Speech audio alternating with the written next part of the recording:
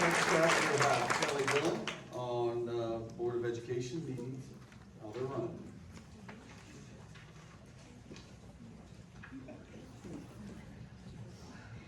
Thank you for the superintendent and board for allowing time and space for the public to comment. During board meetings like this one, public participation is not just crucial, but necessary in order to hold our board accountable and the public informed. I signed up to speak about how decisions are made by this board.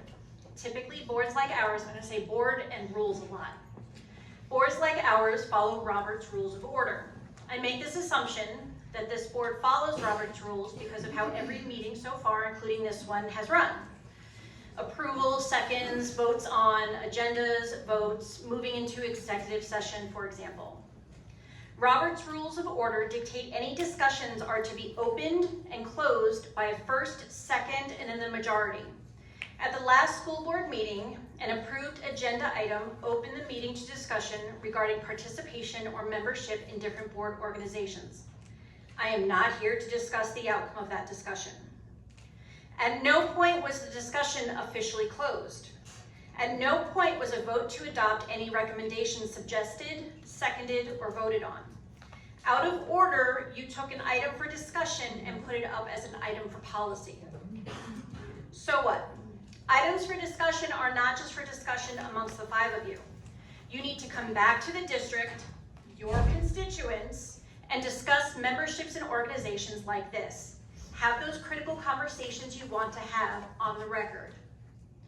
Not just those who elected you, which a few of you have said on more than one occasion. You sit on the dais representing our whole district, not just those who chose to vote for you. Policies get a first and second reading.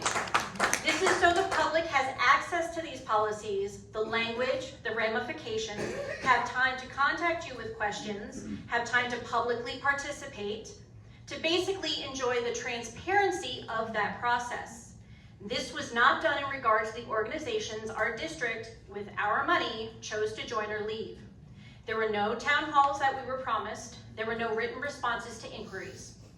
The president of this board suggested a separate motion for each of the organizations. According to Robert's Rules of Order, this was out of order.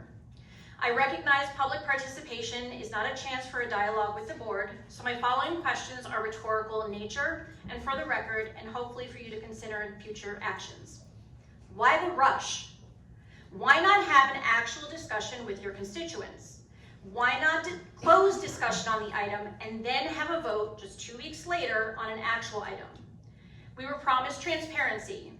The means through which this decision was made was not transparent, was not communicative, and at a minimum, not according to the rules through which you run your meetings. We deserve better, and I hope in the future, items for discussion remain for discussion until they are actually brought up, seconded, and voted for. Thank you.